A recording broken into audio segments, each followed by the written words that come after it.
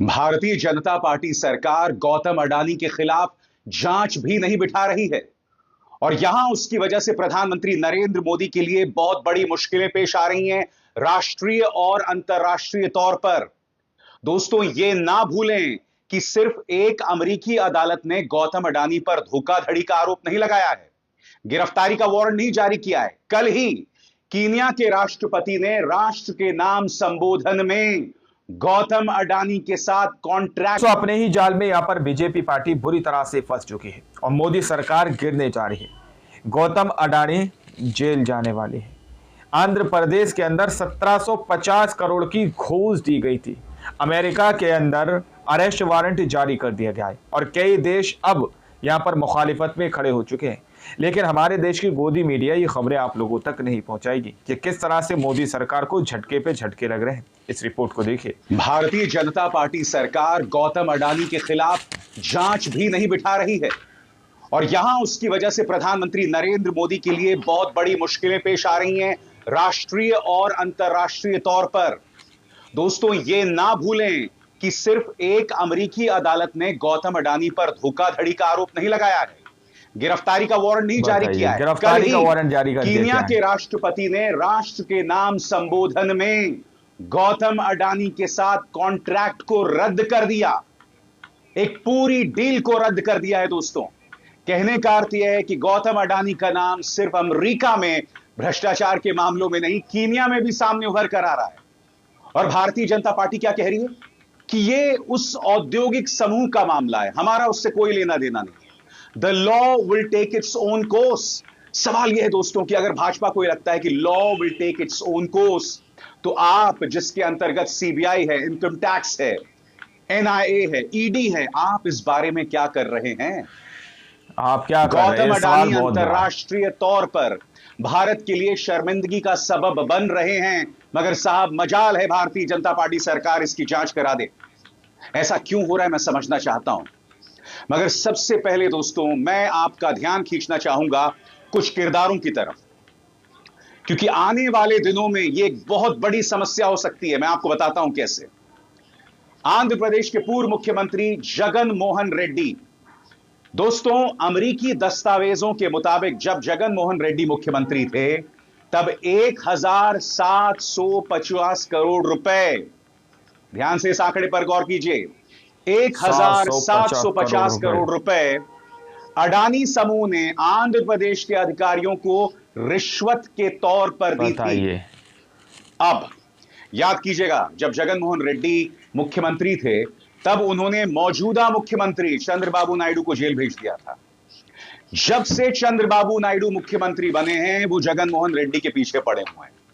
अब होने क्या वाला है कि चंद्रबाबू नायडू ये मौका जाने नहीं देंगे। उन्हें इस मामले की जांच राज्य स्तर पर शुरू करनी पड़ेगी। क्यों? क्योंकि वो जगन मोहन रेड्डी को फंसाना चाहते हैं। मगर यहां पर एक बहुत बड़ी दिक्कत है, क्योंकि जब वो जगन मोहन रेड्डी के खिलाफ जांच शुरू करेंगे तो घूस देने वाले अडानी समूह को भी कटघरे में रखना पड़ेगा। और आप जानते हैं कि भारतीय जनता पार्टी अडानी समूह को बचाना चाहती है। इसका अर्थ क्या हुआ? गौतम अडानी, प्रधानमंत्री नरेंद्र मोदी और चंद्रबाबू नायडू के बीच में तनाव का सबब बनेंगे। यानी आने वाले दिनों में सरकार के स्थायित्व पर, स्टेबिलिटी पर असर पड़ सकता है। क्योंकि एक बात स्पष्ट कर दूं, जगन मोहन रेड्डी इंडिया गठबंधन का हिस्सा नहीं है। याद कीजिएगा, जब वो मुख्यमंत्री थे तब हर बार पर वो प्रधानमंत्री नरेंद्र मोदी का साथ देते थे। मगर फिर भाजपा को यह बात समझ आई कि जगन मोहन रेड्डी का साथ देने से हमें चुनावों में जीत नहीं मिलने वाली है। उन्होंने पाला बदल लिया और चंद्रबाबू नायडू उनके साथ हो लिए। नतीजा आपके सामने है।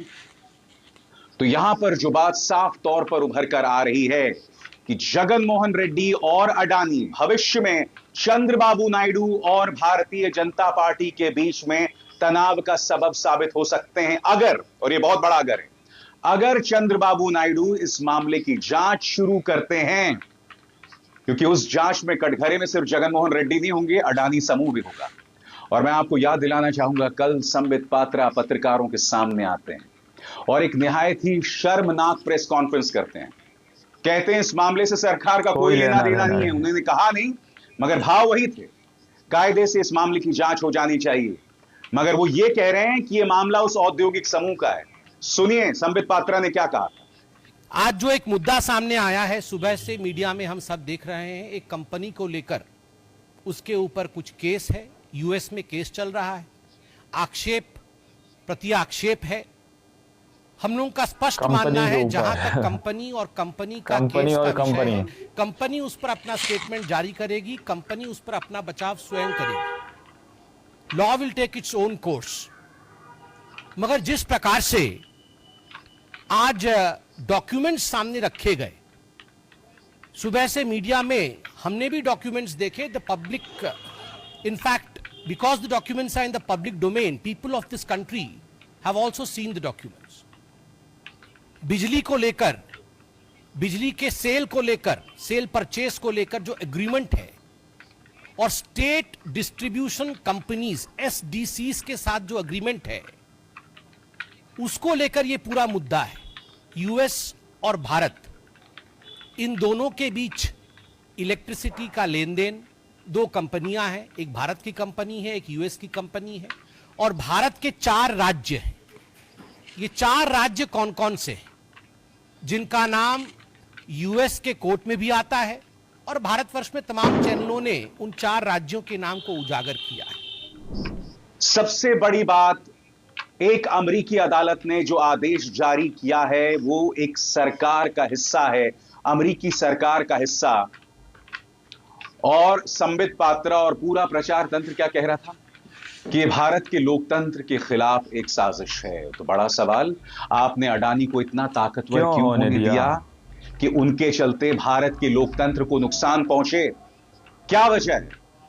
आज की तारीख में अडानी के हाथ में एयरपोर्ट्स हैं, प्लेन्स हैं, रेलवे है, सब कुछ है, बड़े बड़े कॉन्ट्रैक्ट्स हैं, कोयले की खदान से लेके सब कुछ, कोयले की खदान से लेके सब कुछ। विपक्ष पर दोष मढ़ते हैं देश की अर्थव्यवस्था के खिलाफ साजिश करने को लेकर। गौतम अडानी एक नहीं दो देशों में, अमेरिका और कीनिया, भ्रष्टाचार के मामलों में दिखाई दिए हैं, उनकी भूमिका दिखाई दे रही है, आरोप साबित दिखाई दे रहे हैं।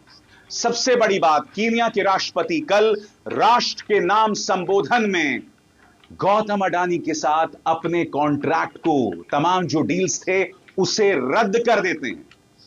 सुनिए वो अंग्रेजी में क्या कह रहे हैं और उसके बाद मैं हिंदी में अनुवाद करूं। सुनिए। Honorable members, कीनिया के राष्ट्रपति का बयान।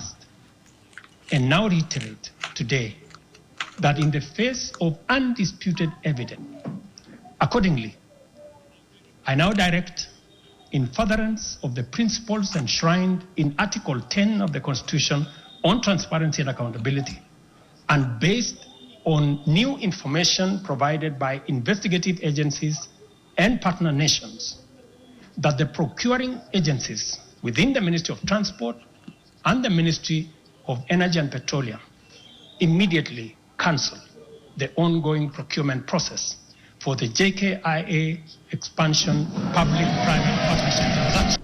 तो आप में से जिन लोगों का हाथ अंग्रेजी में मेरी तरह तंग है, मैं आपको बता दूं कि यहां पर राष्ट्रपति टूटो ने दरअसल कहा क्या, और ये न सिर्फ अडानी समूह बल्कि भारतीय जनता पार्टी को भी कटघरे में रखता है। आपकी स्क्रीन पर कीनिया के राष्ट्रपति रूटो ने अपने राष्ट्र के नाम संबोधन में कहा कि उन्होंने परिवहन मंत्रालय और ऊर्जा मंत्रालय और पेट्रोलियम मंत्रालय के भीतर एजेंसियों को चल रही खरीद प्रक्रिया को तुरंत रद्द करने का निर्देश दिया है, जिसके कारण जांच एजेंसियों और सहयोगी देशों द्वारा प्रदान की गई नई जानकारी है।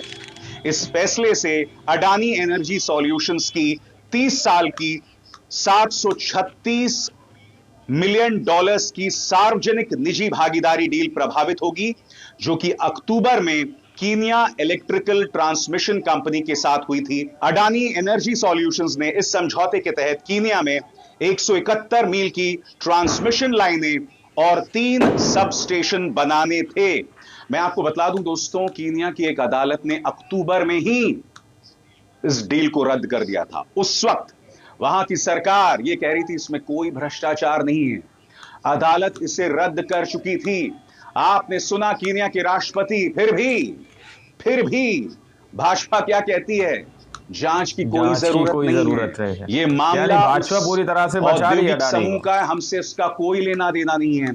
और मैं आपको बतलाना चाहता हूं, अमेरिकी अदालत न्यूयॉर्क के फेडरल कोर्ट से जो दस्तावेज आए हैं उसमें साफ तौर पर लिखा हुआ है कि गौतम अडानी के ग्रुप ने ministry of new and renewable energy के साथ मिलकर उनकी एक एजेंसी है जिसका नाम है SECI, उसको सूत्र बनाकर राज्य सरकारों पर दबाव बनाया। इसका मतलब आंध्र प्रदेश सरकार के साथ जो 1750 करोड़ की घूस का मामला है उसमें पहला सूत्र कायम होता है ministry of new and renewable energy की एजेंसी SECI। सबसे बड़ी बात, गौतम अडानी ने नेशनल स्टॉक एक्सचेंज और BSE दोनों को झूठ कहा। उन्होंने इस बात की जानकारी नहीं दी कि अमेरिकी न्याय विभाग उनके खिलाफ जांच कर रहा है। बताइए, कुछ जानकारी देश को नहीं दी क्या गई। सेबी को इस मामले की जांच। दोस्तों, आप लोगों ने इस वीडियो को शुरू से आखिर तक देखा। वीडियो के अंदर साफ तौर पर बात की गई है कि किस तरह से यहां पर गौतम अडानी के खिलाफ अमेरिका ने अरेस्ट वारंट जारी कर दिया। केन्या के अंदर भी एक्शन लिया गया है। दावा किया जा रहा है ऑस्ट्रेलिया भी इसी तरह से कई बड़े सवाल खड़े कर सकता है, लेकिन हमारे देश की गोदी मीडिया ये खबरें आप लोगों तक नहीं पहुंचाएगी। हमारे देश की गोदी मीडिया की तरफ से खबरें शेयर की जा रही है, प्रचार और प्रसार किया जा रहा है कि इस पर कोई जांच की जरूरत नहीं है, कोई जांच की जरूरत नहीं, इस तरह की बात कही जा रही है। लेकिन अमेरिका जैसा देश, जिसको लेकर हमारे देश के प्रधानमंत्री कहते हैं कि अमेरिका में भी भारत का डंका बजता है, वाकई में डंका बज रहा है मोदी जी। डंका नहीं बज रहा भैया, ढोल फाड़ दिया अमेरिका ने, तो अरेस्ट वारंट जारी कर दिया है गौतम अडानी के लिए। इस रिपोर्ट को आप लोगों ने शुरू से आखिर तक देखा। आप लोग इसके बारे में क्या सोचते हैं, क्या समझते हैं, अपनी राय कमेंट सेक्शन में जरूर दीजिएगा। सच्ची पक्की निष्पक्ष खबरें देखने के लिए चैनल को सब्सक्राइब कीजिए। मिलता है अगली वीडियो में, जब तक के लिए जय हिंद, जय भारत।